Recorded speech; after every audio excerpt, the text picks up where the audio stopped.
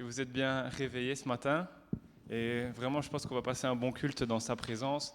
Et bonjour à tous aussi ceux qui sont sur le live, qui nous ont rejoints sur le live. Je sais qu'habituellement, on y a toujours un certain nombre aussi qui nous connectent, puisqu'ils ne savent pas venir ici en présentiel. Donc bienvenue à tous pour notre culte du dimanche. Et voilà, je voudrais vraiment qu'on passe un temps béni.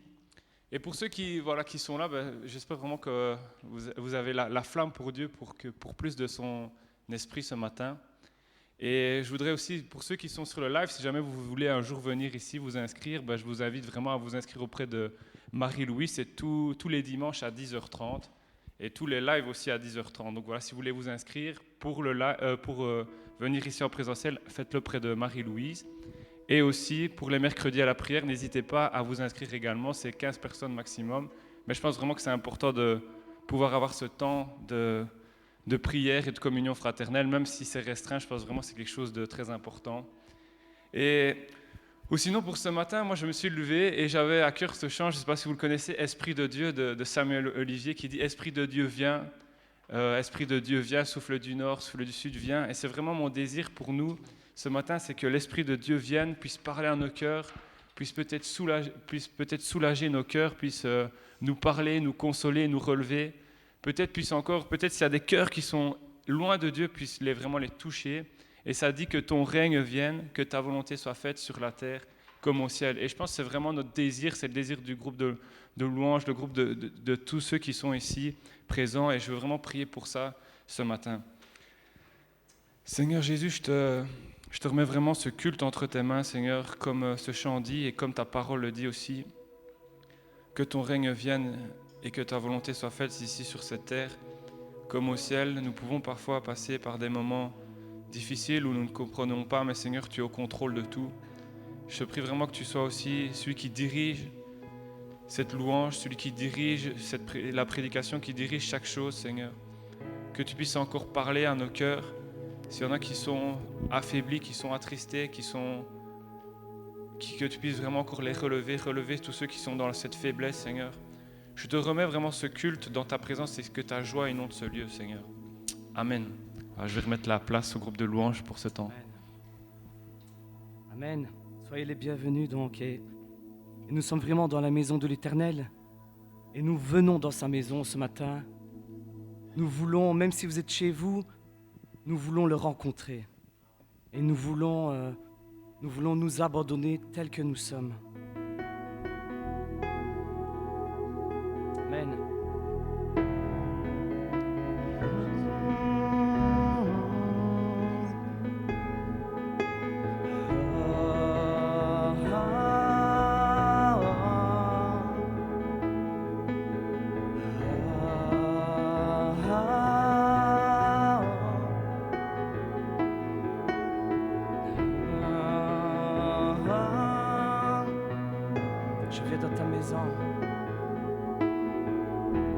Je viens dans ta maison, je veux te rencontrer.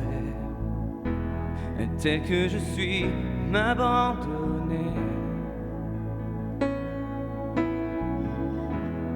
Alors que nous chantons, ton esprit me remplit. Mon âme est libérée.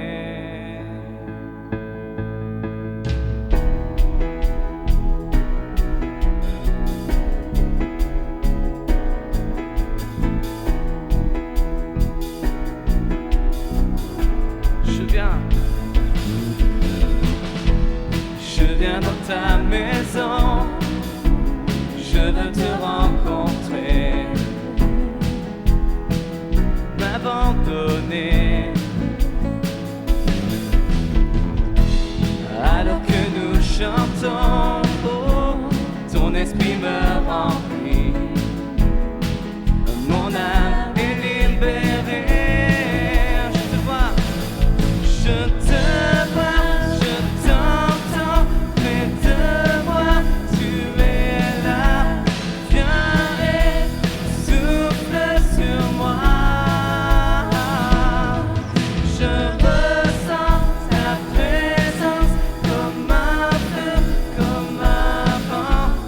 Share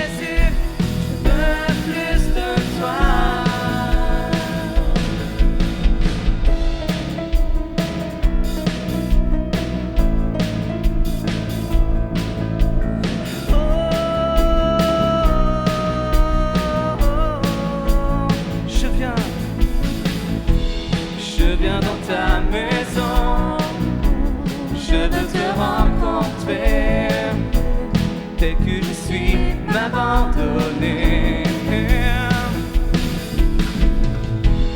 Alors que nous chantons, ton esprit me remplit, mon âme est libérée. Je te vois, je t'entends, près de moi, tu es là. Viens et souffle sur moi. Je ressens ta présence comme un feu, comme un vent. Jésus, je veux plus de toi. Oui, je te vois, je t'entends, près de moi, tu es là. Viens et souffle sur moi.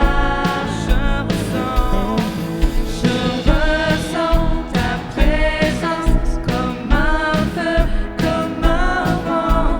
Jésus, je veux plus de toi. Jésus, Jésus, je veux plus de toi.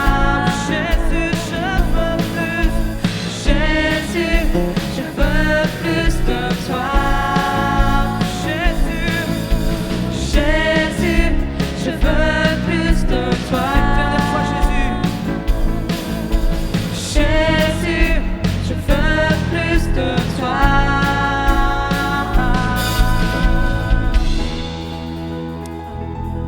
Amen.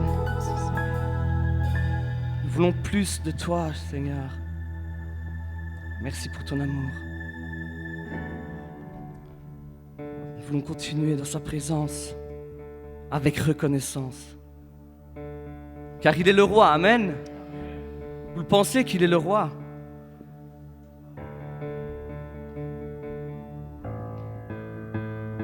Nous allons prendre ce cantique qui dit roi des cieux.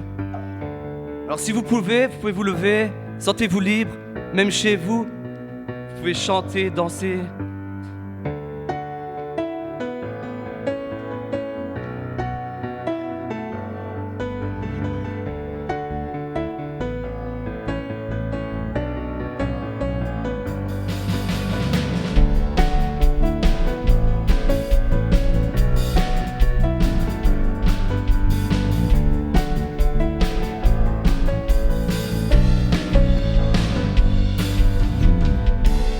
Entrons dans sa présence avec reconnaissance, car il est le roi. Sa joie brûle nos cœurs, sa paix chasse nos peurs. Oui, il est notre roi.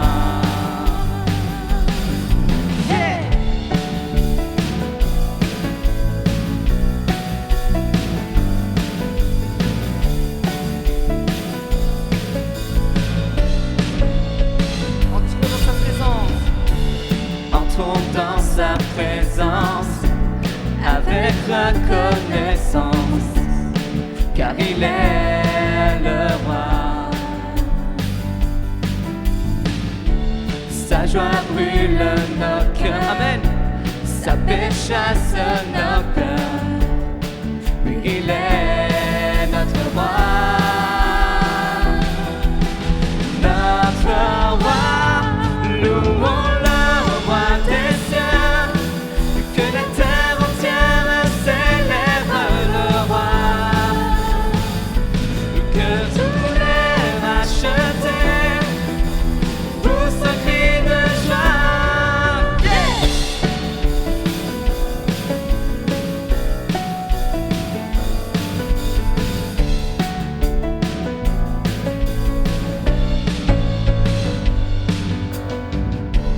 Venons danser par lui, à genoux devant lui, car il est le roi.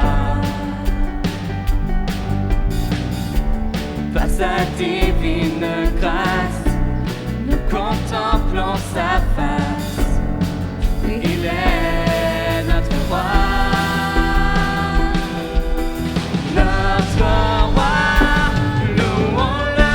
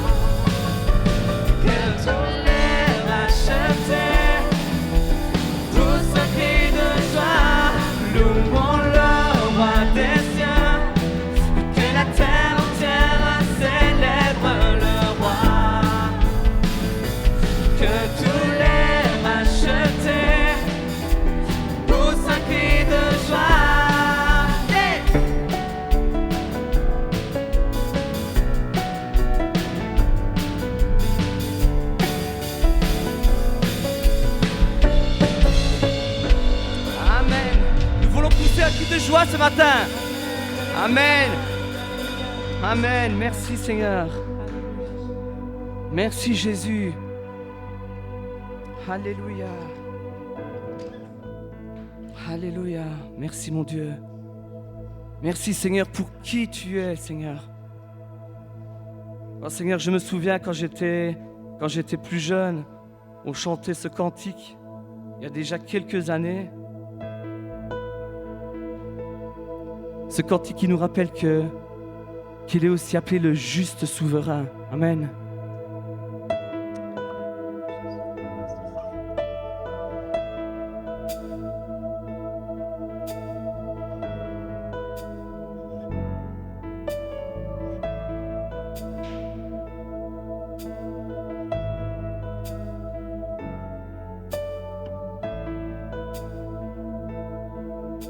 Force et pouvoir sont dans sa main. Force et pouvoir sont dans ta main. Lumière et gloire viendront enfin quand tu entreras dans cette ville pour la gouverner. Juste souverain, nous te courons. Juste souverain, oui, nous t'exaltons. Que les saints proclament, toi seul tu es roi. Toi le souverain, le roi.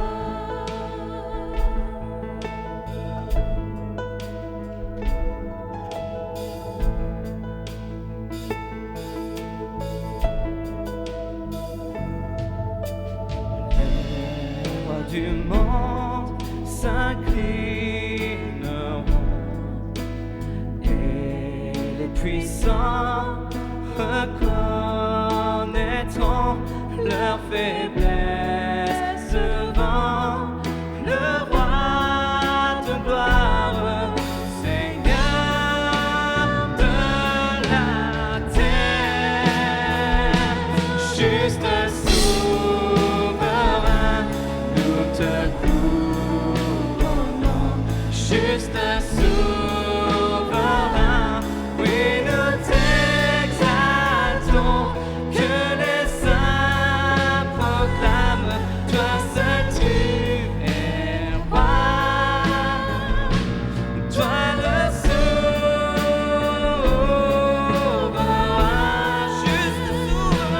juste souverain, nous te couronnons. Juste souverain, oui, nous t'exaltons. Que les saints proclament, toi seul tu es roi. Toi le souverain, le roi.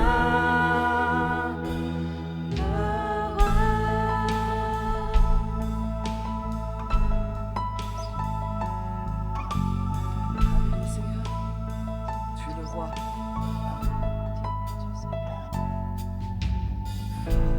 Force et pouvoir sont dans ta main. Reprenons lumière.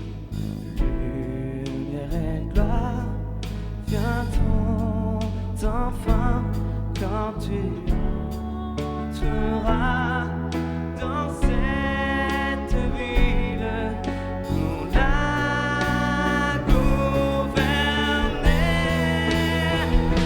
Juste souverain, nous te couronnons. Juste souverain, oui, nous t'exaltons. Que les saints proclament, toi seul tu es roi. Toi le souverain, dernière fois. Juste souverain.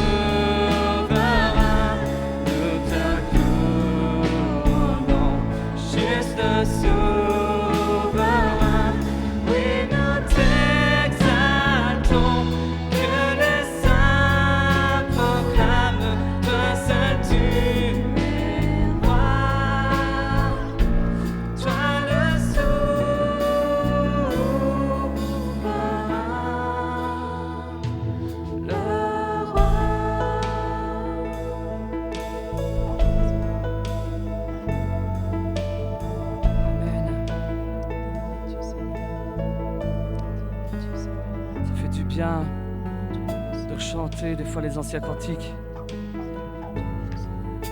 Tellement plein de vérité. Merci mon Dieu. Merci Seigneur. Nous voulons continuer dans cette attitude d'adoration. Nous voulons vraiment, ce matin, nous voulons présenter un cantique. Et vous connaissez peut-être moins, mais un magnifique cantique qui s'appelle d'ailleurs le Cantique des Cantiques. Et nous allons vous le présenter avec Ina.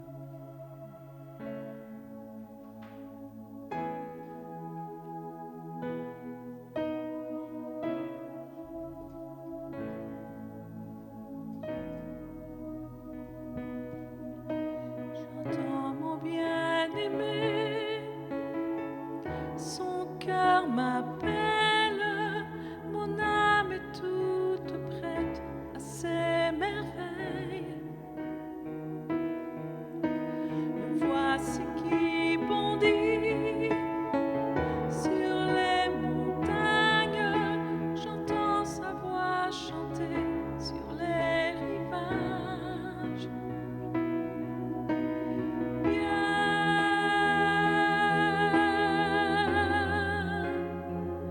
Mon cœur t'appelle, oui, viens, que je t'emmène dans mon jardin.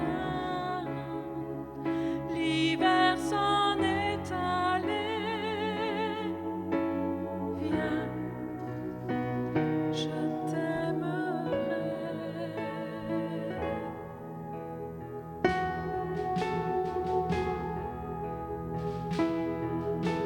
Lève-toi mon ami, ma toute belle.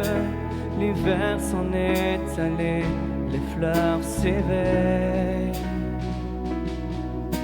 Vient le temps des chansons, et dès je t'aime, entends ce chant d'amour pour toi s'élève. Viens,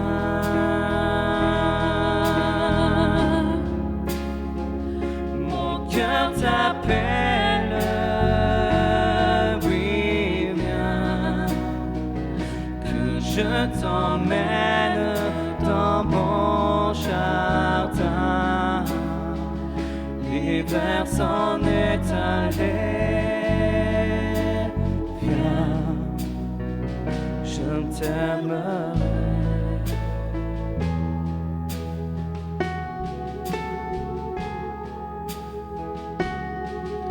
Cet amour est plus fort que nos misères, l'amour d'un Dieu venu sur notre terre.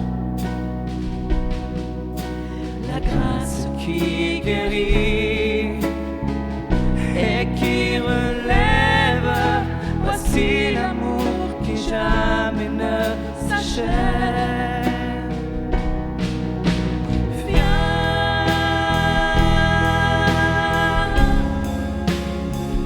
Mon cœur t'appelle,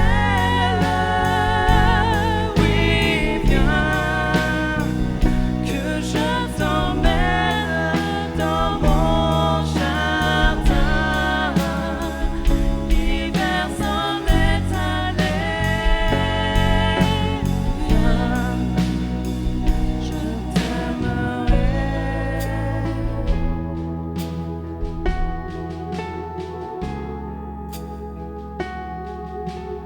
Viens,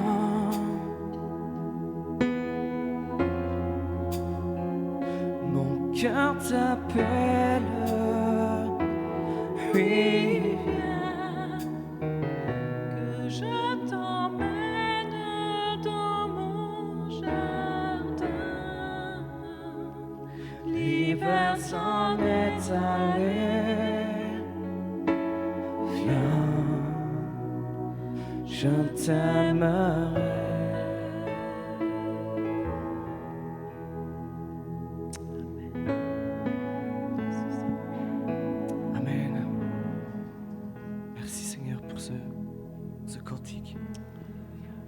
Seigneur, viens. Viens, Seigneur. Alléluia.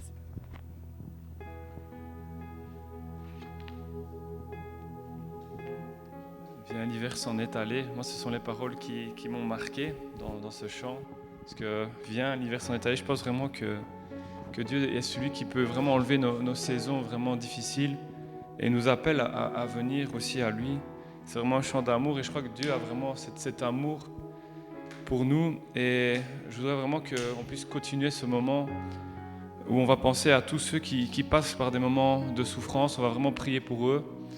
Notamment, on va continuer de prier pour Clara Rose. On sait que voilà, la famille passe vraiment par des moments difficiles et on veut vraiment les garder dans ces moments de prière. On veut vraiment les garder dans la prière et les soutenir parce que Dieu est celui, comme on dit, qui peut transformer l'hiver en une saison nouvelle. Et nous voulons vraiment prier que la famille puisse passer par une saison meilleure, une saison de renouvellement, une saison de guérison. Et on veut vraiment prier pour tous les malades. On veut aussi prier pour Michel Galanti qui est dans la souffrance. Et on veut vraiment prier pour sa maladie, que Dieu le relève, qu'il puisse avoir cette présence près de lui. On veut aussi prier pour Joseph, le fils d'Anna Calabro, qui est là depuis longtemps, qui est dans la souffrance. On veut vraiment aussi prier pour lui, prier que vraiment Dieu fasse un miracle, qu'on ne puisse pas prier simplement par habitude, mais qu'on puisse vraiment dire Seigneur, que ton règne vienne sur la terre comme au ciel, et vraiment que des miracles, encore des choses se passent, des guérisons puissent se faire, et puis qu'on puisse aussi prier pour ma famille. Il y a mon grand-père qui est décédé cette semaine, qu'on puisse vraiment aussi prier. Voilà, je pense qu'on puisse vraiment, Dieu puisse consoler, relever. Et prions aussi pour l'Église en général, parce qu'évidemment on a cité ces quelques sujets, mais je suis sûr qu'il y a d'autres sujets, qu'il y a d'autres personnes qui ont leurs souffrances, qui ont leurs difficultés, qui ont leurs questionnements, et vraiment qu'on puisse prier pour tous ces sujets. Seigneur Jésus, je veux te remettre tous ces moments en ta présence. Seigneur, je veux aussi te remettre tous ceux qui sont dans la souffrance. Seigneur, tu vois que ton règne vienne sur la terre comme au ciel, que tu puisses être celui qui va toucher les cœurs, qui va guérir, qui va restaurer, Seigneur. Papa, je te prie vraiment pour la petite Clara Rose, tu vois qu'on la garde dans nos prières et que tu puisses encore faire un miracle dans sa vie, que tu puisses encore diriger toutes choses, les médecins, que vraiment tout se passe sous ta main souveraine et que ta main guérissante puisse agir, Seigneur. Tu vois tous ces malades, Michel, Seigneur, Joseph, que tu puisses encore venir consoler, restaurer, relever, Seigneur. Papa, tu es celui de miracles et nous voulons croire que tu es encore capable de relever. Et s'il y en a aussi quelques-uns qui parmi vous voulaient lever la voix pour louer Dieu ou même pour prier pour ces malades, vraiment je vous encourage à lever votre voix.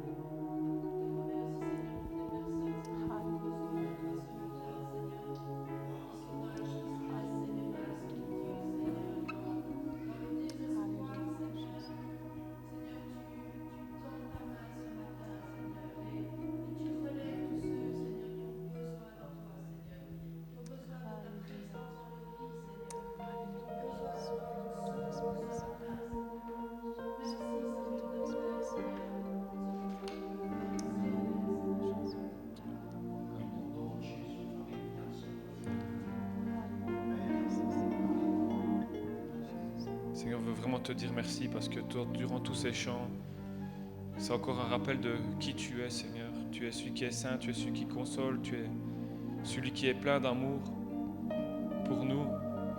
Et c'est vrai que les circonstances peuvent parfois être en décalage avec ce qu'on peut chanter, mais pourtant c'est vrai, Seigneur. Tu es celui qui ne change pas, Seigneur. Tu es celui qui est amour, Seigneur. Et dans nos circonstances, tu es présent. Tu as dit que tu ne nous abandonnerais jamais, que tu serais toujours là à nos côtés, Seigneur. Et c'est pour ça que je veux encore t'adorer, te louer, Seigneur. Et c'est pour ça que je veux encore croire en toi, croire que tu peux être le Dieu de l'impossible, que tu peux encore relever, Seigneur, restaurer ceux qui sont peut-être découragés, qui sont peut-être affaiblis, Seigneur. Que tu puisses relever, restaurer, encore agir ce matin, Seigneur. Et dans les jours à venir, Seigneur, que vraiment tu puisses encore manifester ta gloire, manifester qui tu es, Seigneur. Ce Dieu d'amour, ce Dieu qui guérit, ce Dieu qui restaure, Seigneur. Dans ton nom puissant, Seigneur. Amen. Je vais laisser maintenant la place au pasteur pour le message. Merci au groupe de louanges pour ce moment.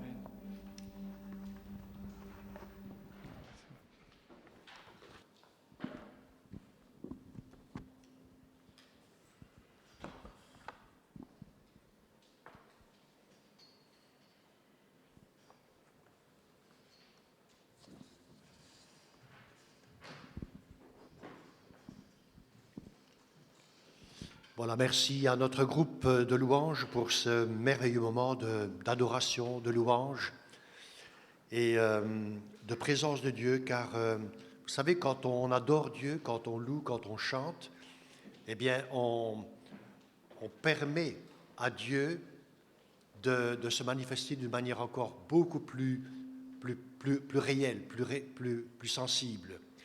En fait, quand on lit la parole de Dieu, on se rend compte que dans l'Ancien Testament, eh bien, les chantres, les Lévites, étaient dans le peuple d'Israël ceux qui étaient à la tête de tous les engagements de combat ou de bataille contre l'ennemi. Et on faisait chanter, on faisait jouer des instruments, tous ceux qui étaient désignés pour ce travail. Et derrière, et puis l'armée entrait dans le combat. Et Dieu préparait le terrain de cette manière. Et vous savez, nous avons, chaque fois que nous venons au culte, que nous sommes prêts à recevoir la parole de Dieu, eh bien, il y a des oppositions. Vous avez remarqué combien de fois dans nos pensées, on peut être complètement distrait par rapport à ce qui va être donné le jour même où Dieu veut parler. Et comment est-ce que ces distractions viennent? Par des soucis que nous avons, par des choses peut-être qu'on a oubliées à la maison, ou par des choses qu'on a vécues pendant la semaine. Et puis ça nous travaille et ça prend toute la place de notre esprit et on n'est pas prêt à écouter la parole de Dieu. C'est pour ça qu'aujourd'hui, eh bien, ce moment de louange a permis d'enlever un petit peu ces nuages noirs qui, quelquefois, obscurcissent nos pensées. Et que nous ayons la liberté maintenant d'ouvrir nos cœurs pour recevoir la parole de Dieu. La semaine dernière, nous avons passé le culte en parlant de Pâques. Et je tiens à vous rappeler que Pâques est la plus grande des fêtes chrétiennes, car elle symbolise même la raison même de notre foi. Mais vous savez que dans l'Ancien Testament, la Pâques était suivie directement d'une autre fête qui s'appelait la fête des pains sans levain. Et cette fête durait 7 jours. En d'autres termes, aujourd'hui, ou plutôt hier, c'était le 7e jour, à partir de dimanche, de cette fête que le peuple d'Israël célébrait. Et il continue, en tout cas aujourd'hui en Israël, les juifs religieux, les juifs qu'on appelle orthodoxes, eh bien, continue de célébrer la fête des pains sans levain. Et ce matin, mon thème, eh bien, c'est la suite de dimanche dernier, Christ est notre Pâques. Et on parlera davantage de cette fête qui a suivi tout de suite la Pâques. Vous savez, Dieu déclare par la bouche de Moïse, peu avant leur départ d'Égypte, que le mois de leur sortie deviendrait le premier mois de leur année. Et c'est ce qu'on appelle l'année liturgique en Israël. Eh bien, c'est la Pâque. Et la Pâque, dans le calendrier juif, ne correspond pas à notre calendrier, puisque nous, il y a un gros décalage. Nous, le premier mois de l'année, c'est janvier. Tandis que le premier mois dans le calendrier hébraïque religieux, eh bien, c'est la Pâque. Et donc, c'était vers mars-avril que ça s'est passé, la Pâque. Et chaque année, vous vous rendez compte que c'est vers cette période-là que nous fêtons la Pâque. Et pourquoi est-ce qu'elle est toujours décalée d'année en année? Tout simplement parce que le calendrier juif n'était pas calqué sur notre calendrier grégorien, dans lequel, vous savez, on a 364, 365 jours par année. Là-bas, le calendrier juif était basé sur la lune, sur la pleine lune, et sur le soleil. Donc c'était comme ça qu'on calculait les mois et les temps à l'époque. C'est la raison pour laquelle, eh bien, au bout d'un certain temps, eh bien, le peuple d'Israël devait rajouter un mois à leur année. Il y avait un 13e mois au bout de X années, parce que ça ne correspondait pas au calendrier exact astronomique que nous connaissons aujourd'hui. Alors, en déclarant cela, en déclarant que ce mois allait être le premier mois de l'année, Dieu disait tout simplement aux Israélites que la Pâque de leur sortie d'Égypte allait inaugurer une nouvelle saison, un renouveau total. Et tout à l'heure, dans le chant qui a été présenté, un magnifique chant, et que Jérémie a commenté aussi, l'hiver est passé, et après l'hiver, on sait que c'est le printemps, la nouvelle saison. On y aspire, n'est-ce pas? Même si on a encore aujourd'hui un petit peu du temps froid, et peut-être encore quelques jours, mais on aspire à cette nouvelle saison sur le plan climatique. Mais combien, nous, en tant que chrétiens, nous aspirons à une nouvelle saison également dans nos vies, sur le plan spirituel, peut-être dans nos familles. Peut-être que vous traversez en ce moment des situations difficiles, que vous traversez peut-être des moments où vous ne savez plus très bien quelle décision prendre. Eh bien, que Christ devienne votre Pâque, qu'il devienne votre renouveau, qu'il redevienne ce matin cette nouvelle saison qui peut démarrer même aujourd'hui par la foi en regardant vers lui. Vous savez, Dieu, en d'autres termes, lors de la sortie d'Égypte, mettait en œuvre la promesse qu'il avait faite des centaines d'années avant cela à Abraham. Qu'est-ce qu'il avait dit à Abraham? Il avait dit à Abraham, écoute, toute la terre que foulera ton pied t'appartiendra à toi et à ta descendance. On lit ça dans Genèse 13, 14, 18. L'Éternel dit à Abraham, après que Lot se fut séparé de lui, « Lève les yeux et du lieu où tu es, regarde vers le nord et le midi, vers l'Orient et l'Occident, car tout le pays que tu vois, je te le donnerai à toi et à ta postérité pour toujours. » Il dit, « Je rendrai ta postérité comme la poussière de la terre, en sorte que si quelqu'un peut compter la poussière de la terre, ta postérité aussi sera comptée. Lève-toi, parcours le pays dans sa longueur et dans sa largeur, car je te le donnerai. » Et donc c'était une promesse que Dieu avait faite à Abraham bien avant. Et maintenant s'accomplissait cette promesse par Moïse et le peuple d'Israël qui fêtaient leur première Pâque. Le mot Pâque en hébreu veut dire Pessa, qui veut dire passage. Ils passaient d'un endroit à un autre, d'une situation à un autre. Et sachez, chers amis, dès le début de ce culte, que la nouvelle naissance, la conversion est un passage aussi. C'est le passage de la mort à la vie. C'est le passage des ténèbres à la lumière. C'est le passage d'une vie sans espérance à une espérance nouvelle qui est celle de rencontrer Christ et de vivre la vie éternelle. Alors la nuit de leur départ, chaque Israélite devait célébrer la Pâque de l'Éternel en tuant un agneau ou un chevreau, mettre le sang du sacrifice sur les 2 poteaux de la porte d'entrée et le montant latéral, le linteau, et manger l'agneau qui devait être rôti au feu. Et si l'agneau était un animal trop grand pour une famille trop petite, ils devaient le partager avec leurs voisins. Et donc, ils mangeaient l'agneau à 2 familles. Et la même nuit, Dieu allait juger le pays d'Égypte. Vous savez que Dieu, il est dit ceci, il est réservé à l'homme de vivre une seule fois, et puis vient le jugement. À tout homme, toute femme, sur la face de la terre, un jour viendra le jugement.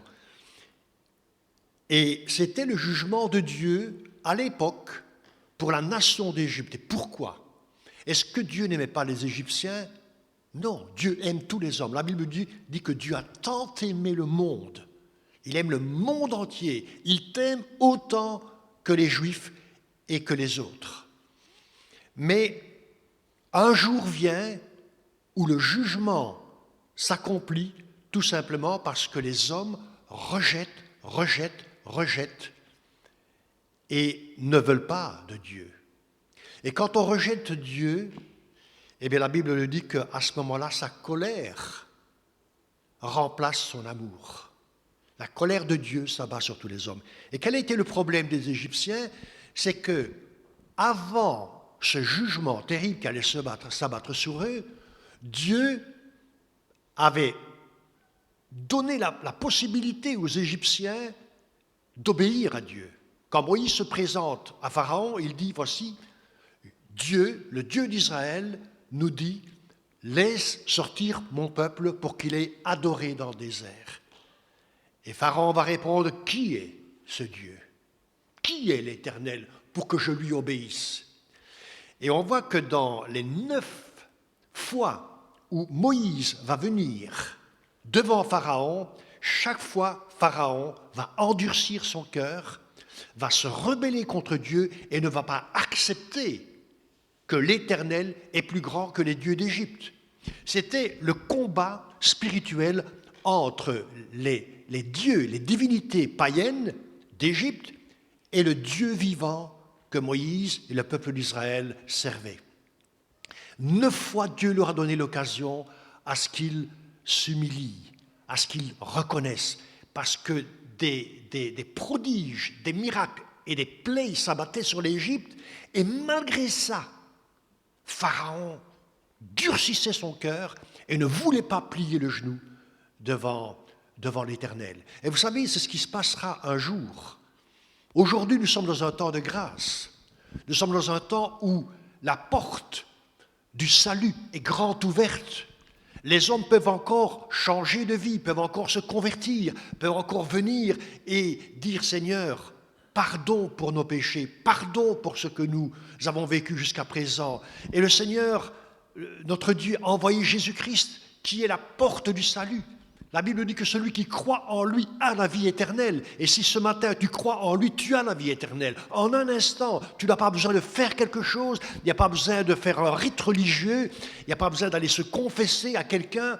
Il suffit que tu dises « Seigneur, je crois en toi, je crois que je suis pécheur, je crois que je suis perdu, je crois que je suis séparé du plan de Dieu. » Et Dieu à ce moment-là t'accueille. Il t'accueille tel que tu es.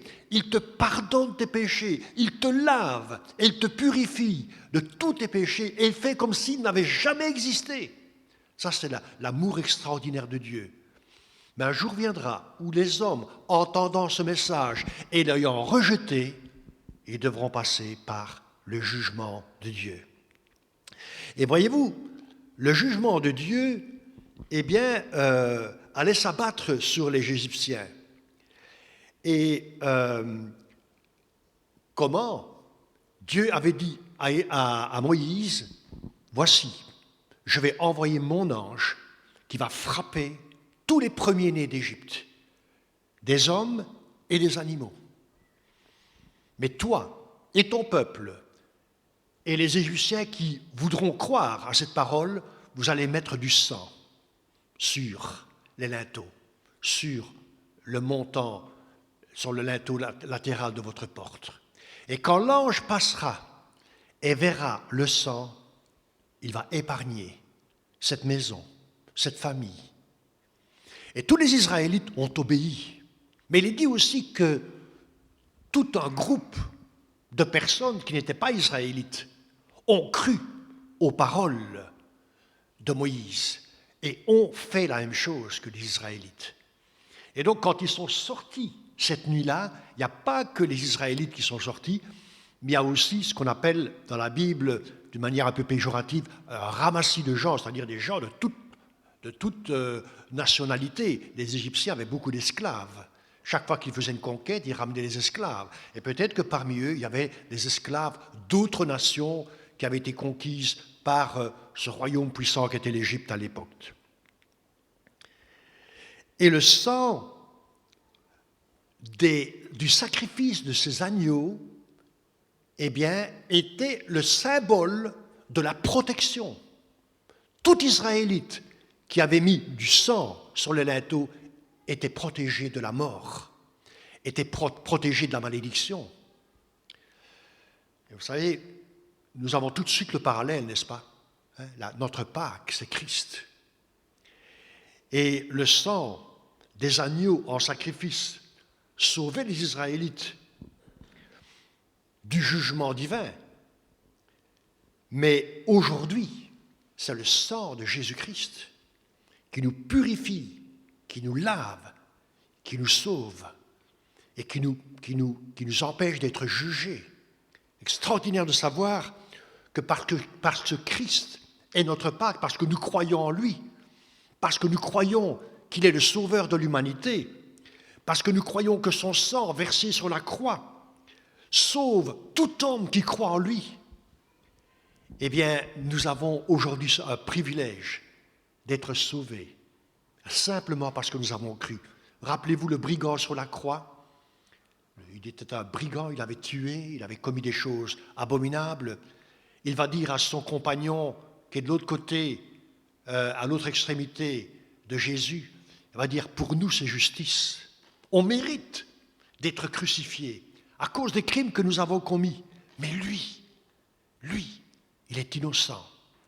Et ce brigand va se tourner vers Jésus et dans un instant de foi, dans un instant de désespoir, il va dire, souviens-toi de moi quand tu entreras dans ton règne. Et regardez la réponse immédiate de Jésus. À la seconde où cet homme va se tourner vers Jésus, Jésus va lui dire, je te le dis aujourd'hui, tu seras avec moi dans le paradis de Dieu. Aujourd'hui. Quelle merveilleuse parole a reçu ce brigand.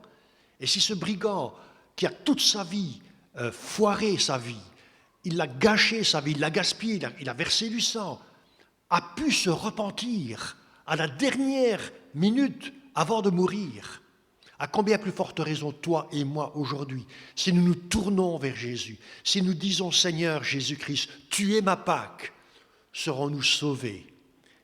Et j'ai rencontré des gens dans ma vie qui, en un instant, sont passés de l'incrédulité à la foi, au moment où je leur ai dit, est-ce que tu crois que Jésus peut te sauver? Et la personne m'a dit oui.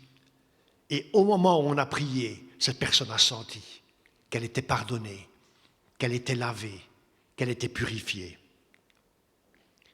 Gloire à Dieu. Alors quand on écoute l'Évangile, quand on écoute la prédication d'Évangile, eh bien, on passe de l'incrédulité à la foi. Et la Bible nous dit que c'est par la foi que nous sommes sauvés. Par la foi que nous avons la vie éternelle. La Bible nous dit que ce n'est pas par nos mérites, ce n'est pas parce qu'on est meilleur que les autres, ce n'est pas parce qu'on a fait quelque chose de mieux que les autres, et ce n'est pas parce qu'on est venu à l'église qu'on est sauvé. Non, c'est parce que tout simplement on a cru au sacrifice de Jésus. On a cru que son sacrifice a été pour toute l'humanité. Et encore aujourd'hui, tout homme et toute femme qui croit et qui se repent de sa vie passée sera sauvé et pardonné. Gloire à Dieu. Dans Exode 12, 15, la Bible nous dit ceci: pendant 7 jours, vous mangerez, je ne sais pas si ça va apparaître, pendant 7 jours, vous mangerez des pains sans levain. Dès le premier jour, il n'y aura plus de levain dans vos maisons, car toute personne qui mangera du pain levé, du premier jour au 7e jour, sera retranchée d'Israël. Alors c'est un ordre qui paraît être assez radical dans l'Ancien Testament, mais vous allez comprendre. La Pâque était célébrée et tout de suite après, le peuple d'Israël entrait dans une célébration nouvelle, inaugurée par Dieu lui-même. Pendant 7 jours, vous allez fêter, continuer de fêter cette Pâque, mais d'une autre manière, en ne mangeant plus du pain avec du levain. On pourrait se poser la question, pourquoi est-ce que Dieu demandait à ce qu'on enlève le levain du pain? Alors, vous savez, avant cela, je vais vous simplement dire que le chiffre 7 est un chiffre symbolique. On voit souvent le chiffre 7 apparaître dans la Bible. La terre a été créée en 7 jours, et le 7e jour a été sanctifié, ce qu'on appelle le jour du repos. Pour les Juifs, c'était le samedi. Pour nous, c'est le dimanche. Mais c'est un 7e jour.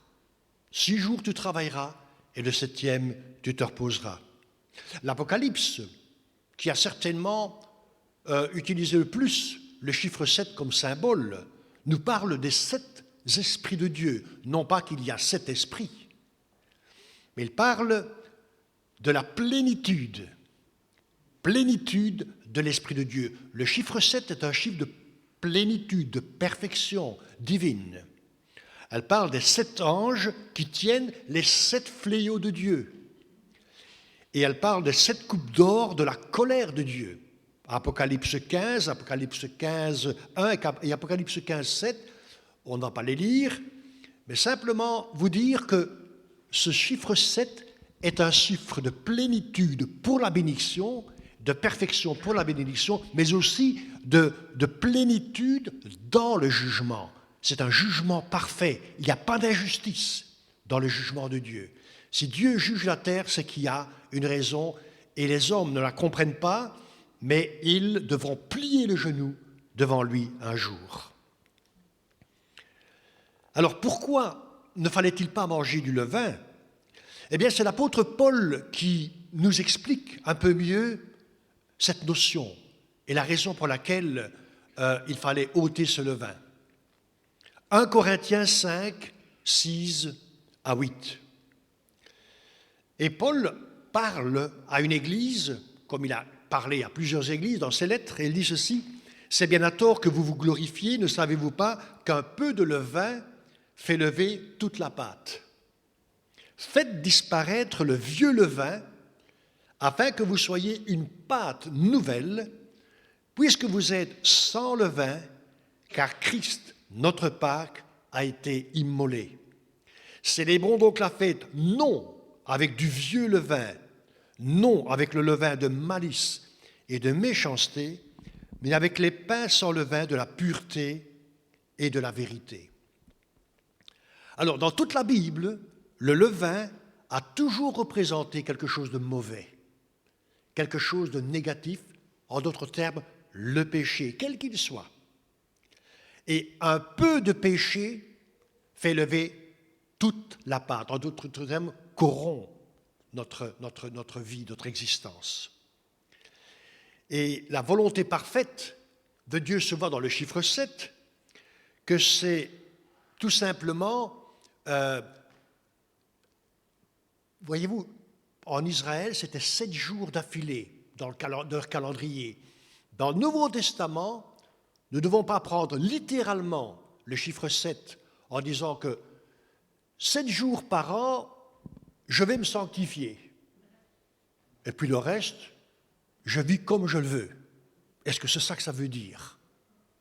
On est tous d'accord que ce n'est pas ça que ça veut dire. Hein?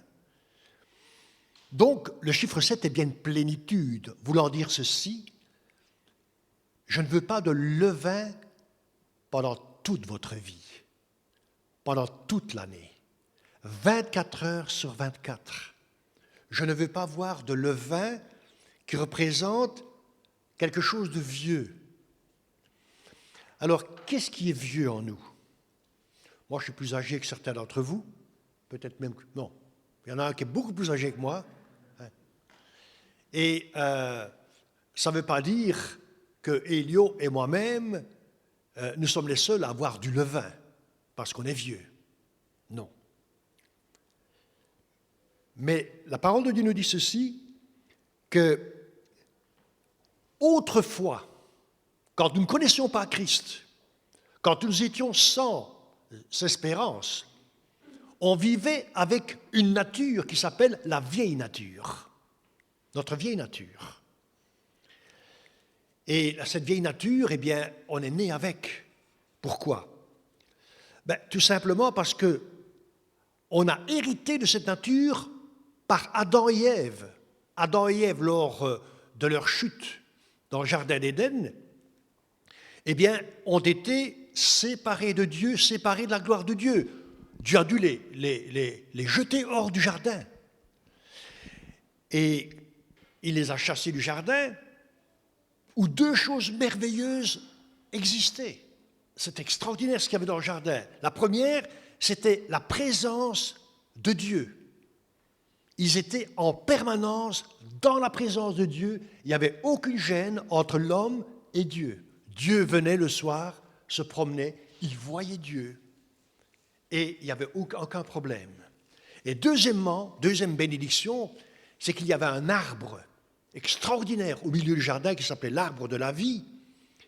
Et cet arbre donnait la vie éternelle. Chaque fois qu'ils en mangeaient, ils restaient éternellement en vie.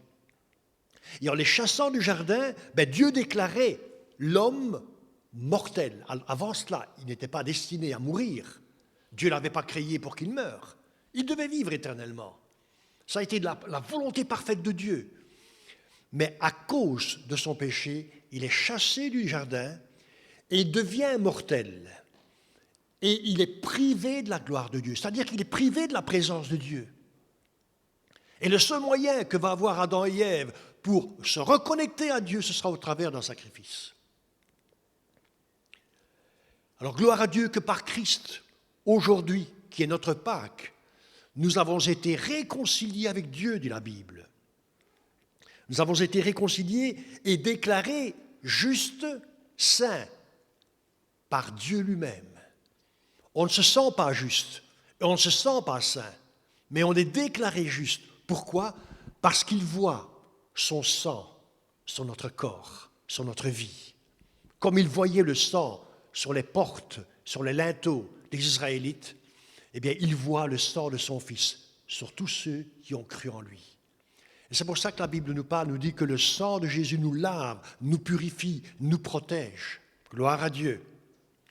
Paul dira dans Éphésiens chapitre 2, versets 1 à 3, « Vous étiez morts par vos offenses et par vos péchés, dans lesquels vous marchiez autrefois, selon le train de ce monde, selon le prince de la puissance de l'air, de l'esprit qui agit maintenant dans les fils de la rébellion. » Et il dit, nous aussi, nous étions de leur nombre, et nous vivions autrefois selon les convoitises de notre chair, accomplissant les volontés de la chair et de nos pensées. Nous étions par nature des enfants de colère comme les autres. Et voyez ce qu'on était avant. On était avec ce vieux levain. On était rempli de ce levain. Et ce levain, l'apôtre Paul l'appelle levain de malice et de méchanceté. Quand on regarde le monde aujourd'hui, le monde est axé uniquement vers le mal. Exactement comme dans l'époque de Noé, où la Bible dit Dieu regarda la terre et il vit que la terre était corrompue et que les pensées des hommes étaient uniquement tournées vers le mal.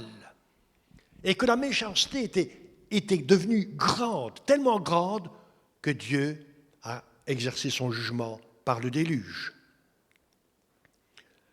Alors, en tant que vieille nature, et en tant que personne avec ce vieux levain, eh bien, le péché dominait notre vie. Et la malice et la méchanceté faisaient partie de notre quotidien.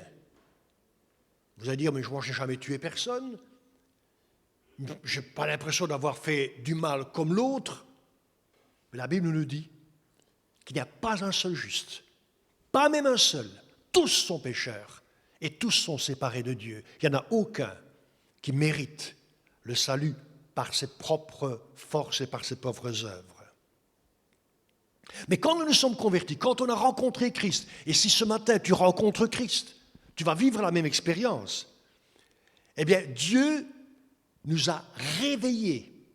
Il a réveillé nos sens spirituels. La Bible dit qu'il a réveillé notre esprit, notre conscience, et nous sommes passés de la mort spirituelle à la vie en Christ, à la vie de l'esprit. Et tout est devenu nouveau. La Bible dit dans 2 Corinthiens 5, 17 que quiconque est en Christ est une nouvelle créature. Les choses anciennes sont passées, tout est devenu nouveau. Ça, c'est la conversion. Ça, c'est l'œuvre du Saint-Esprit qui conduit un homme et une femme vers la nouvelle naissance, vers une nouvelle saison, comme nous l'avons dit au début. Mais avec cette nouvelle naissance, un combat s'est engagé entre le vieil homme avec lequel nous sommes nés et l'homme nouveau qui a été créé en nous.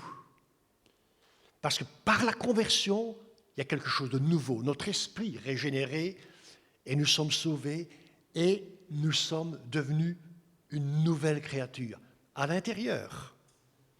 Mais on vit encore sur cette terre, on vit encore dans un corps de chair et on vit encore avec des choses qui peuvent entraver notre marche avec Dieu. Alors, je vous dis ceci tout de suite. Si dans ce combat entre le vieil homme et l'homme nouveau, je ne prends pas les bonnes armes, il y en aura un qui va toujours être vainqueur. Je m'explique. Si je me nourris de vanité, si je me nourris uniquement des choses de cette terre, si je me nourris, et je vais parler, on est tellement connectés aujourd'hui, on est tellement devenus dépendants des médias, quels qu'elles soient. Si je me nourris de mauvaises nouvelles, de mauvais films, d'informations qui vont souiller mon âme, eh bien, je retombe dans mes anciens péchés de mon ancienne nature. Et je les pratique. Et je refais des choses qui sont de la malice et de la méchanceté. J'ai rencontré des chrétiens dans mon existence, des chrétiens qui, au début, marchaient avec Dieu et en cours de leur existence, ont commencé à s'éloigner et leurs anciens travers sont revenus en force dans leur vie. L'apôtre Paul nous dit ceci, souvenez-vous dans Éphésiens 2, 12, 13, souvenez-vous que vous étiez en ce temps-là sans Christ, privés du droit de cité en Israël, étrangers aux alliances de la promesse, sans espérance et sans Dieu dans le monde. Mais maintenant, Jésus-Christ, vous qui étiez jadis éloignés, vous avez été rapprochés par le sang de Christ. Et donc, notre vieille nature, elle était éloignée de Dieu, et elle est toujours éloignée de Dieu, mais notre nouvelle nature, elle s'est rapprochée de Dieu et veut rester attachée à Dieu. C'est pour ça que la Bible parle du combat entre la chair et l'esprit, entre l'homme ancien et l'homme nouveau. Et quand le chrétien n'arrive plus à dominer le vieil homme, il va s'éloigner de plus en plus du plan parfait de Dieu et devenir même incrédule par rapport à des promesses de Dieu. C'est le problème des vierges folles dans la parabole que Jésus a donnée. Il y avait 5 qui étaient sages, 5 qui étaient folles, 5 qui étaient proches du Seigneur, proches de la parole de Dieu, qui alimentaient leur vie de la parole de Dieu, de l'Esprit de Dieu, d'une vie de prière, d'une vie de communion. Et 5 qui avaient négligé cet aspect. Et elles étaient devenues religieuses, mais plus spirituelles. Elles étaient devenues religieuses, mais elles vivaient selon la chair. Et quand le cri est arrivé la nuit, voici l'époux, 5 étaient prêtes, 5 n'étaient pas prêtes. Alors, je vais très vite passer au terme même du levain. On a déjà expliqué maintenant que le levain fait partie de ces choses que Dieu veut que nous ôtions de notre vie. Et c'est pour ça qu'il demandait au peuple d'Israël, pour célébrer la Pâque et pour qu'elle soit véritablement vécue, il faut que pendant 7 jours, vous mangiez du pain sans levain. Jésus a parlé du levain, beaucoup. Dans Matthieu 16, 11 à 12, il avait fait un miracle un peu avant, de multiplication des pains, et puis, après que toute la foule se soit séparée, les disciples apparemment avaient oublié de prendre du pain. Ils en avaient à volonté, mais ils avaient oublié complètement, et c'est quelqu'un d'autre qui l'a pris. Et Jésus reparle du pain, et les disciples se sont dit, aïe, on a oublié de prendre du pain pour notre repas. Et Jésus leur dit ceci, Matthieu 16, 11 à 12. Comment ne comprenez-vous pas que ce n'est pas au sujet de pain que je vous ai parlé? Mais il dit, gardez-vous du levain des pharisiens et des sadducéens. Alors ils comprirent que ce n'était pas du levain du pain qu'ils avaient dit de se garder, mais de l'enseignement des pharisiens et des sadducéens. Ouais, c'est apparu. Alors, Jésus a parlé beaucoup du levain dans ses prédications. Et c'est surtout en s'adressant aux chefs religieux de l'époque qu'il va appuyer le sujet. Alors, je parlerai des pharisiens en deuxième lieu, mais on va d'abord parler des sadducéens. Parce qu'il parlait du levain, des pharisiens et des sadducéens. Qui étaient les sadducéens? Eh bien, c'était une classe religieuse dans le Sanhédrin juif, c'est-à-dire dans le conseil d'anciens des Juifs qui dirigeaient la nation sur le plan religieux. C'était la partie aristocratique, plus riche en Israël, plus politisée, et qui cherchait surtout à exercer un pouvoir sur la nation d'Israël sur le plan religieux, mais même sur le plan politique, en étant en alliance avec Rome, avec les Romains. Les Sadducéens étaient des gens fortement attachés à la Torah, c'est-à-dire à la loi de Dieu, pure et dure. Mais ils ne croyaient pas aux anges ni à la résurrection des morts. Pourquoi? Parce qu'ils étaient devenus rationnels. Vous savez, on peut être chrétien et rationnel. On veut tout couper en quatre, on veut tout prouver. Prouve-moi que Dieu existe. Prouve-moi que la Bible est bien un livre inspiré. Donne-moi des preuves matérielles. Et il y a des gens avec lesquels on peut discuter toute une vie. Vous ne sortirez jamais de cette discussion parce que leur raisonnement est un raisonnement humain, un raisonnement rationnel. Et les Sadducéens étaient cette catégorie de personnes. C'est la raison pour laquelle ils ne pouvaient pas supporter Jésus de dire qu'il était le Fils de Dieu. Dans la Torah, Dieu n'a pas de fils. Dieu est unique. Dieu est seul. Et donc, ils ne pouvaient jamais accepter avec leur cœur que Jésus était le Fils de Dieu, qu'il était le Messie envoyé par Dieu. On pourrait dire qu'à nos jours, les Sadducéens, ce sont souvent les chrétiens qui sont légalistes, qui lisent la Bible, l'étudient, la dissèquent, mais n'ont pas l'esprit en eux. C'est pour ça que la Bible dit que la lettre tue. On peut, avec la parole de Dieu, tuer quelqu'un. On peut, avec la parole de Dieu, détourner quelqu'un totalement de la foi.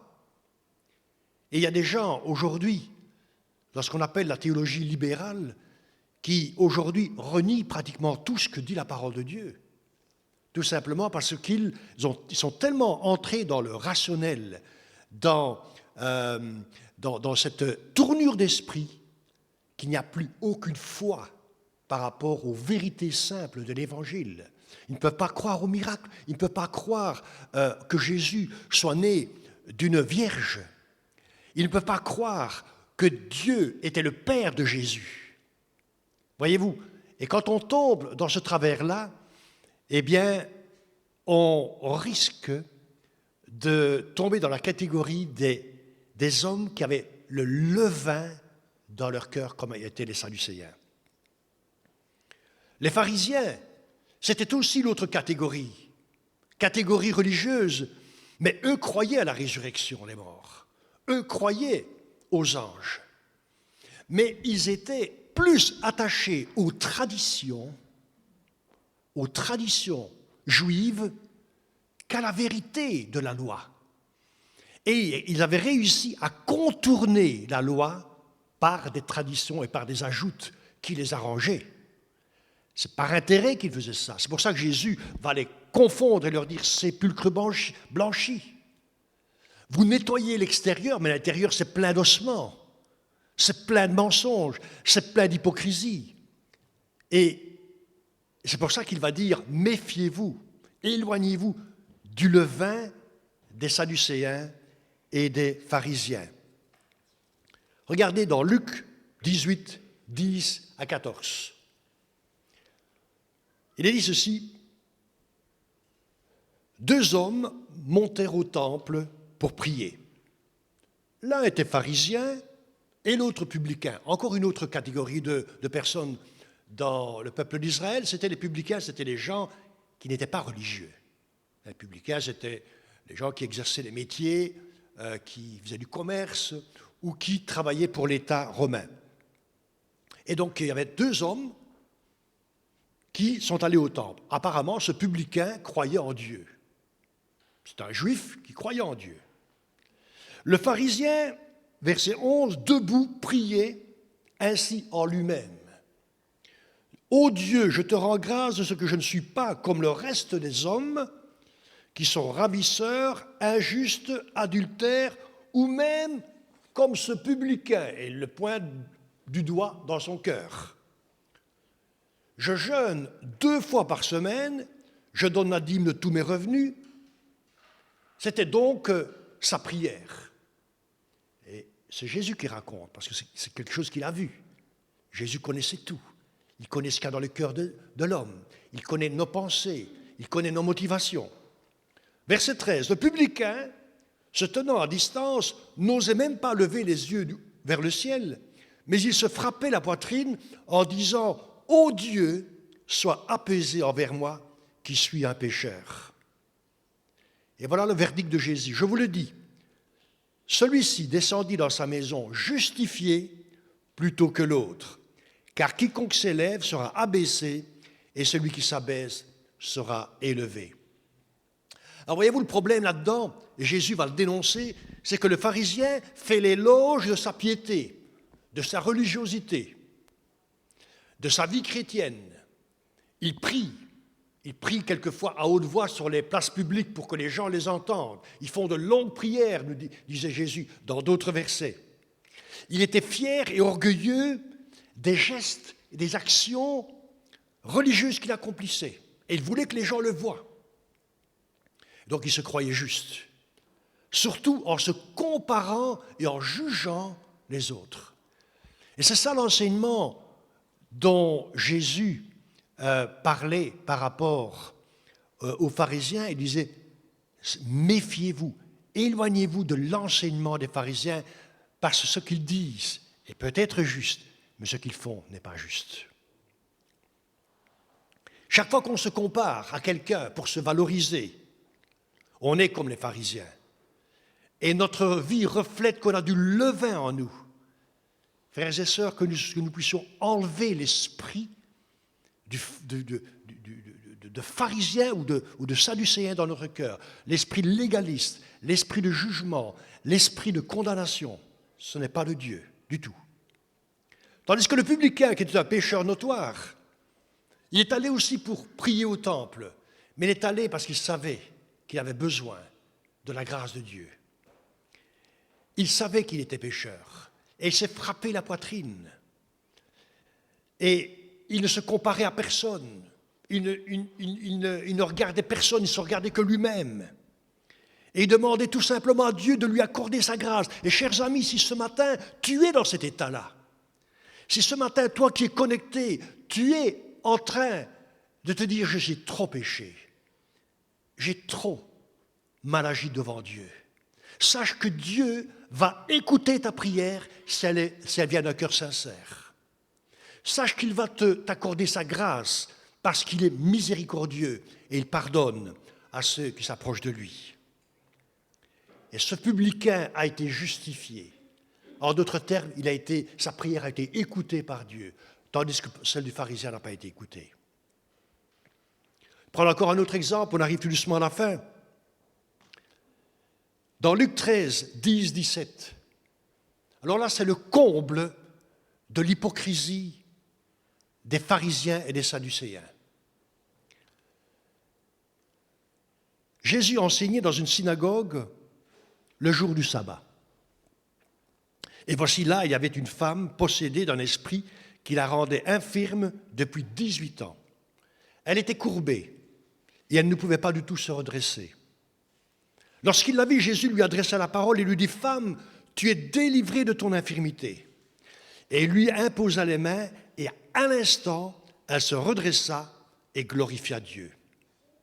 Mais le chef de la synagogue, indigné de ce que Jésus avait opéré cette guérison un jour de sabbat, dit à la foule, « Il y a 6 jours pour travailler.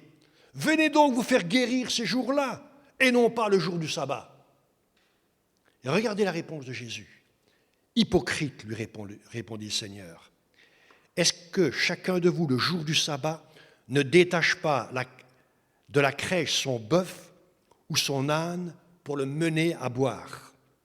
Et cette femme qui est une fille d'Abraham et que Satan tenait liée depuis 18 ans, ne fallait-il pas la délivrer de cette chaîne le jour du sabbat? » Tandis qu'il parlait ainsi, tous ses adversaires étaient confus et la foule se réjouissait de toutes les choses glorieuses qu'il faisait. Regardez un petit peu à quel point on peut être aveuglé dans notre religion, dans notre manière de vivre notre foi avec Dieu, pour en arriver exactement comme ces chefs religieux, ce chef de la synagogue, de ne pas voir Dieu délivrer une pauvre femme qui était prisonnière de Satan pendant 18 ans et qui a été délivrée par Jésus, par Dieu lui-même, le jour du sabbat. Qui a créé le sabbat? Ce n'est pas les hommes, c'est Dieu. Que voulait dire le jour du sabbat? Le jour de repos. Cette femme n'était sans repos depuis 18 ans, torturée par un esprit. Elle était prisonnière du mal. Et ce jour-là, Jésus est venu, Dieu est venu à sa rencontre et l'a délivrée. Et ces hommes religieux n'ont pas vu Dieu. Ils ont vu la loi, dure, sèche. Pourquoi est-ce qu'elle vient se faire guérir le jour du sabbat? Vous voyez à quel aveuglement on peut en arriver. Et c'est pour ça que Jésus a traité les pharisiens et les sadducéens des pires choses qu'on peut voir dans la Bible. Hypocrite, serpent, sépulcre blanchi, il leur a donné tous les noms, mais toujours dans l'amour et dans la vérité. Gloire à Dieu. Alors je termine. Il reste encore un dernier levain dont Jésus nous a mis en garde contre. Marc 8, 15. Jésus leur fit cette recommandation et il dit ceci: gardez-vous avec soin du levain des pharisiens, nous l'avons vu, et du levain d'Hérode. Ah, c'est étonnant. qu'on parle d'Hérode. Hérode, un roi terrible, un roi cruel, un homme immonde. Si vous lisez son histoire, sa biographie parallèle à la Bible, c'est épouvantable. Ce que les Hérodes étaient, c'était comme des Nérons, c'était des monstres. Alors Hérode était un homme immoral, perverti, cruel, mais il était religieux. Vous voyez, on peut être tout ça et pourtant être religieux. Il vivait dans la débauche, mais il aimait écouter Jean-Baptiste parce qu'il savait que Jean-Baptiste était un homme saint et juste. On lit ça dans Marc 6, 20. Marc 6, 20. Car Hérode redoutait Jean, sachant que c'était un homme juste et saint, et il le protégeait. Après l'avoir entendu, il était souvent perplexe, et c'était avec plaisir qu'il l'écoutait. Vous voyez le paradoxe qu'il peut y avoir dans la vie d'un homme, un homme méchant, cruel, immoral, qui n'avait absolument rien à voir avec Dieu, et pourtant cet homme était comme dans la crainte devant Jean-Baptiste. Jean-Baptiste qui lui disait la vérité. Jean-Baptiste qui a pointé du doigt le fait qu'il avait pris la femme de son frère. Et c'est pour ça que la femme d'Hérode, sa deuxième femme, était furieuse contre Jean-Baptiste et finalement est parvenue à ses fins en le faisant décapiter. Et elle s'est dit, maintenant, c'en est fini avec mon ennemi. Alors j'aimerais vous dire que le levain d'Hérode, eh bien c'est tout simplement ce levain du mélange qu'on peut avoir dans notre vie entre la religion et tout ce que ce monde produit.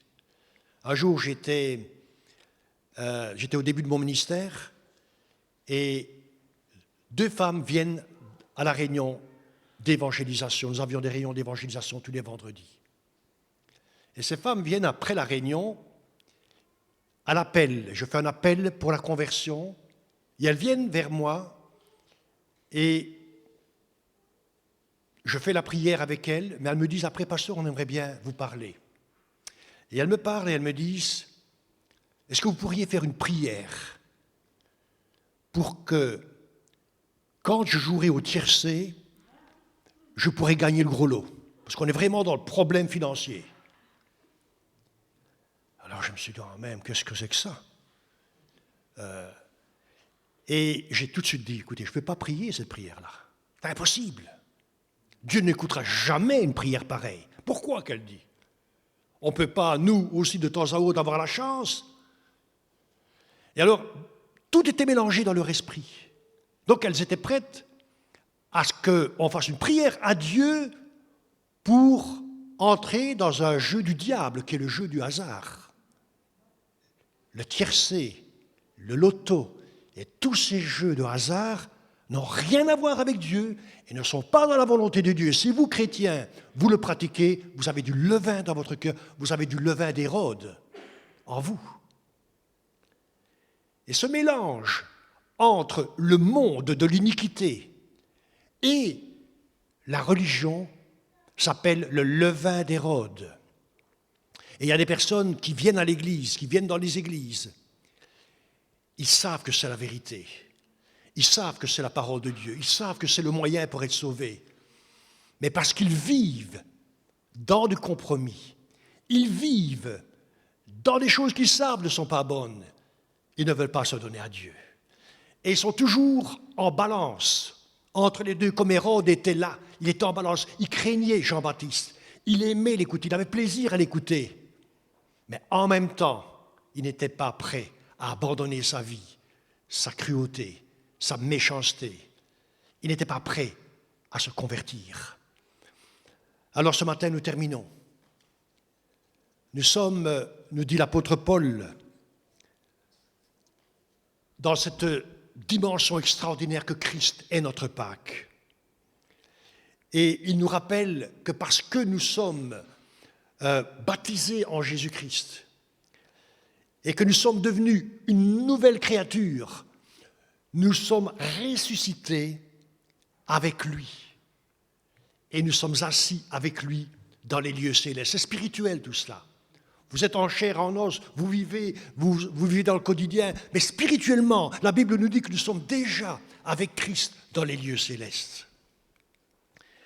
Et dans ce contexte-là, dans Romains 6, 12 à 13, Romains 6, 12 à 13, il dit que le péché ne règne donc pas dans votre corps mortel et n'obéissez pas à ses convoitises, ne livrez pas vos membres au péché comme des instruments d'iniquité, mais donnez-vous vous-même à Dieu comme étant vivants de mort que vous étiez et offrez à Dieu vos membres comme des instruments de justice. Et puis il dira dans 1 Corinthiens 5, 8, célébrons donc la fête, non avec du vieux levain, c'est le texte de début, mais avec un levain, non avec un levain de malice et de méchanceté, mais avec des pains sans levain, de la pureté. Gloire à Dieu, gloire à Dieu.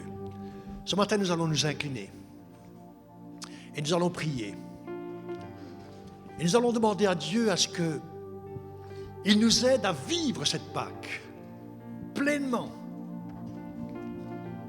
Mais que cette Pâque ne soit pas une fête calendrier, mais qu'elle représente notre quotidien, qu'elle représente notre désir de ôter tous les jours ce vieux levain qui veut réapparaître dans notre vie. C'est pour ça que la Bible nous dit déchargez-vous de tous vos fardeaux et de tous vos soucis. Déposez au pied de la croix vos péchés, vos transgressions. Il est fidèle et juste pour nous les pardonner à partir du moment où nous les confessons, où nous les déclarons à Dieu. Et ce matin, si tu sens que tu as du levain, peut-être du levain de légalisme, du levain d'hypocrisie, du levain de jugement contre des personnes, du levain d'un compromis comme Hérode qui avait un mélange dans sa vie mais n'était pas prêt à changer de vie. Oh, je t'encourage, je te supplie, dépose ce levain, ôte le levain qui est dans ton cœur et deviens une pâte nouvelle, deviens un pain nouveau avec le corps de Christ, avec l'Église, et que toute hypocrisie sorte de notre cœur et de notre vie. C'est ce que Dieu a le plus en horreur. Alors nous allons prier. Seigneur Jésus, tu connais les personnes qui ce matin s'approchent de toi, le cœur purifié d'une mauvaise conscience. Tu connais, Seigneur mon Dieu, la vie de chaque individu. Il n'y a rien qui est caché devant toi. Nous sommes à nu et à découvert et je te prie, au nom de Jésus, manifeste ton royaume. Seigneur mon Dieu, délivre-nous de ce corps de péché. Seigneur mon Dieu, aide-nous à crucifier notre vieille nature, car nous le pouvons, tu nous as donné le vouloir et le faire. Tu crées en nous le vouloir et le faire par ton esprit.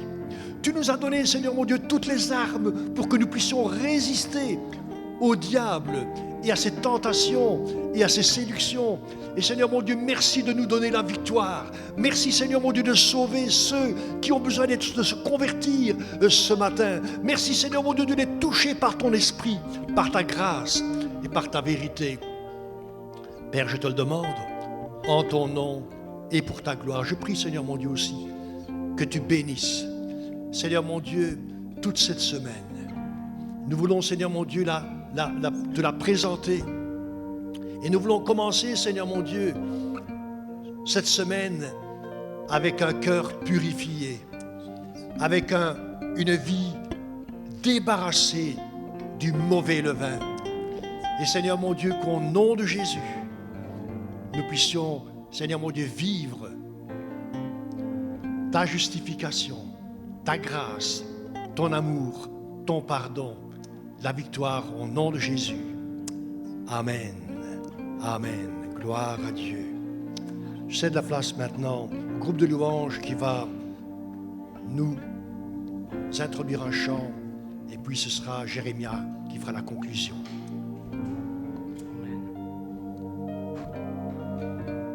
Nous allons chanter ce chant. Vase d'argile.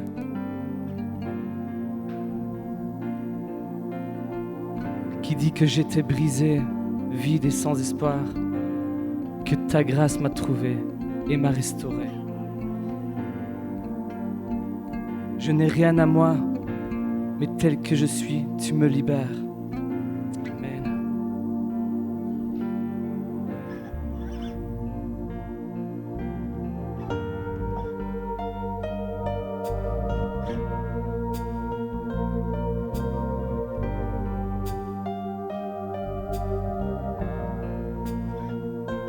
J'étais brisée, vide et sans espoir. Ta grâce m'a trouvé,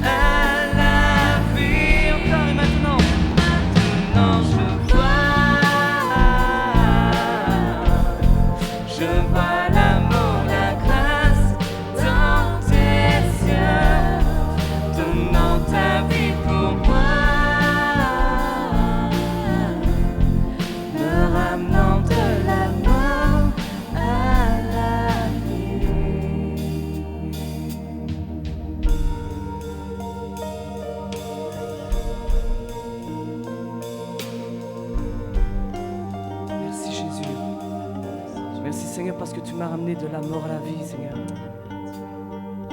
Oh, merci, Seigneur.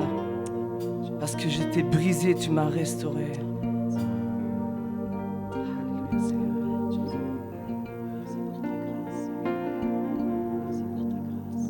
Amen.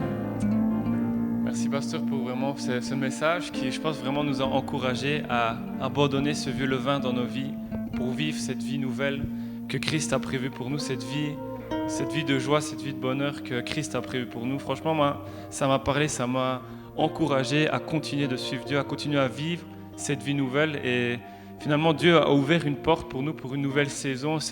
Il faut simplement le suivre. On n'a plus qu'à suivre Jésus-Christ pour vivre cette vie nouvelle. Alors voilà, je voudrais simplement vous dire à la prochaine fois, et j'espère que vous avez vraiment passé un temps béni. Et je vais clôturer ce culte dans la prière et remettre vraiment cette semaine dans les mains de Dieu.